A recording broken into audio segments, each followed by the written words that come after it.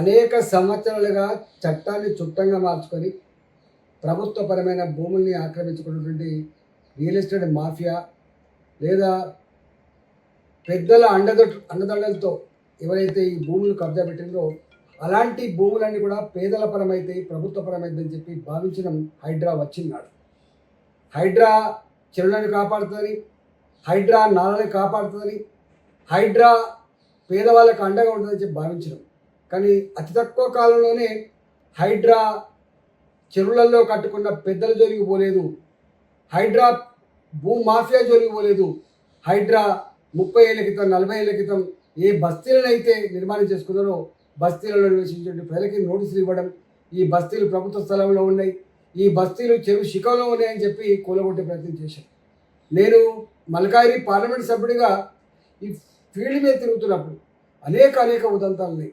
ఒక్కొక్కరు కాళ్ళ మీద పడి నా భర్త క్యాన్సర్ ఉన్నది, నాకు ఇది తప్ప ఇంకో మార్గం లేదని చెప్పి వేడుకున్నా. ఇవాళ బుచ్చమ్మనే రైతు కుక్కడపల్లిలో వాళ్ళ కాళ్ళ మీద పడి అయ్యా నాకు 3 బిడ్డలు నాది పట్టా భూమి నాది కూలగొట్టని చెప్పి వేడుకున్నా. ఆమె సూసైడ్ చేసుకున్నా. జొరలబండ లాంటి ఒడ్డెల కాలనీలలో 3 తరాలుగా ఉంటున్నాం మేము ఇక్కడ, ఇప్పుడు వచ్చి మేము మా ఇల్లు కూలగొడుతున్నామని చెప్పి వాళ్ళు కన్నీళ్ళు కార్చినా కూడా కనికరించలే హైడ్రా. ముఖ్యమంత్రి గారి అండదండలతో ఇవాళ వాళ్ళ మీద దౌర్జన్యం చేసే ప్రయత్నం చేసి అనేక మార్లు నేను ఫీల్డ్ మీద ప్రజలకు అండగా ఉండి హైడ్రా చెరువులు కాపాడతలేదు, హైడ్రా ప్రభుత్వ భూములు కాపాడతలేదు, హైడ్రా పేదల ఉసురు పోసుకుంటుందని చెప్పినాం, పేదల ఉసురు తగ్గుతారు కూడా చెప్పినాం. ఇవాళ అనేక సార్లు కోర్టు కూడా మందలించింది, నువ్వు చట్టానికి అతీతంగా ప్రవర్తిస్తున్నావు, నీ ఇష్టమైన వ్యవహరించడానికి వీళ్ళు అని చెప్పి ఎన్నిసార్లు వేడుకున్నా కూడా చివరికి ముఖ్యమంత్రే ముందుకొచ్చి హైడ్రా అనే పదం ఇవాళ హిట్లర్ నుంచి తెచ్చుకున్న, అంటే హిట్లర్ వారసత్వంగా తెలంగాణ కొనసాగుతుందని చెప్పి ఆయనే స్వయంగా మాట్లాడిన తర్వాత ఇలా రంగనాథ్ గారికి, హైడ్రాకి, కమిషన్కి ఎంత హక్కులు వస్తాయో దాన్ని బట్టి మనకు అర్థం కావాలి.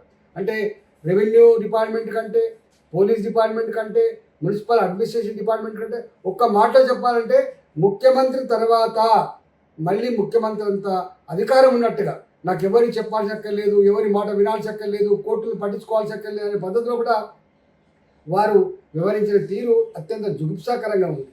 ఇవాళ కోర్టు కూడా అనేక సార్లు నిన్ను జైలు పెట్టాల్సి వస్తుంది, నువ్వు అతీతంగా వివరిస్తున్నావు అని చెప్పి మందలించినప్పటికీ కూడా ఎక్కడ కూడా మార్పు రాలేదు.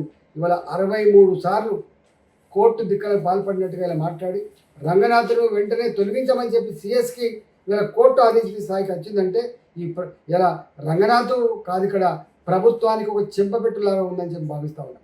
నేను స్వయంగా చూసిన ఇవాళ అనేక మంది పెద్దలకు నోటీసులు ఇచ్చి వాళ్ళకు ప్రభుత్వ అండదండలు ఉంటే వాళ్ళకి ఏమనకుండా కాపాడిన ఉదంతాలు అనేకం ఉన్నాయి. కాబట్టి ఇవాళ చట్టం మరోసారి ఉన్నవాళ్ళ చుట్టమైంది.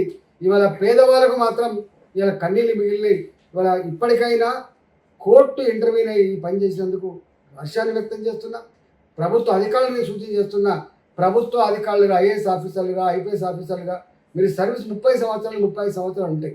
రాజకీయ పార్టీలుగా ప్రభుత్వాలు 5 ఏళ్ళకి ఒకసారి మారుతూ ఉంటాయి.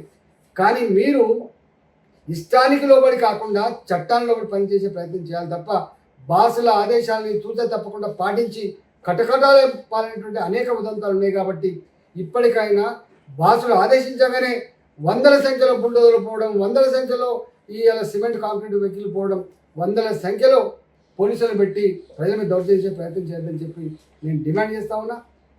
ఇవాళ ఇప్పటికైనా ఈ చర్య జరిగినందుకు గర్విస్తూ ఉన్నా. రెండవది, ఇవాళ రియల్ ఎస్టేట్ వ్యాపారం అంతా కూడా హైదరాబాద్ నగరంలో రియల్ ఎస్టేట్ వ్యాపారం ఇవాళ కొన్ని లక్షల మందికి ఉపాధి కల్పిస్తుంది. రియల్ ఎస్టేట్ బాగుంటేనే అనేక రకాల ట్యాక్సెస్ వస్తాయి, నేను స్వయంగా చూసిన.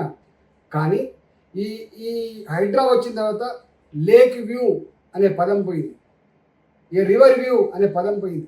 ఇవాళ ఒక అపార్ట్మెంట్లో ఇల్లు కొనుక్కోవాలన్నా, ఒక గేటెడ్ కమ్యూనిటీలో ఇల్లు కొనుక్కోవాలన్నా హైడ్రా పర్మిషన్ తెచ్చినవా అని చెప్పి అడిగేటువంటి స్థాయికి వచ్చింది. ఇలా మొత్తం రియల్ ఎస్టేట్ రంగం అంతా కుదేలైపోయింది.